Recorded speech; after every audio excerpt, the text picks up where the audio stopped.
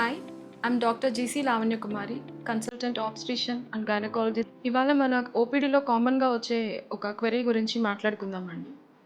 Infertility related issues కోసం 5 years marriage అయిన వాళ్ళు, 7 ఇయర్స్ మ్యారేజ్ అయ్యి పిల్లలు లేకుండా ఉన్న వాళ్ళలో అత్తా కోడళ్ళు ఎక్కువ రావడం అనేది జరుగుతుంది. అమ్మ కూతురు రావడం కూడా జరుగుతుంది. బట్ ముందు మనం తెలుసుకోవాల్సింది ఏంటంటే భార్యాభర్తలు అనే వాళ్ళే చాలా ఇంపార్టెంట్ దీనికి.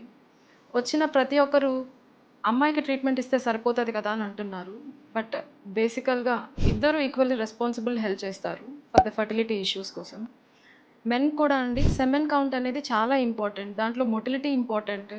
తర్వాత దాంట్లో నార్మల్ ఫార్మ్స్ ఎలా ఉన్నాయి, ఇలా మనకి సెమెన్ అనాలిసిస్ అనేది కూడా చాలా important. At the same time issues ఏం లేకపోయినా కూడా ఒక భార్యతో ఒక భర్త తోడొస్తే ఇంకొంచెం సక్సెస్ రేట్ అనేది పాజిటివ్గా వస్తుందండి.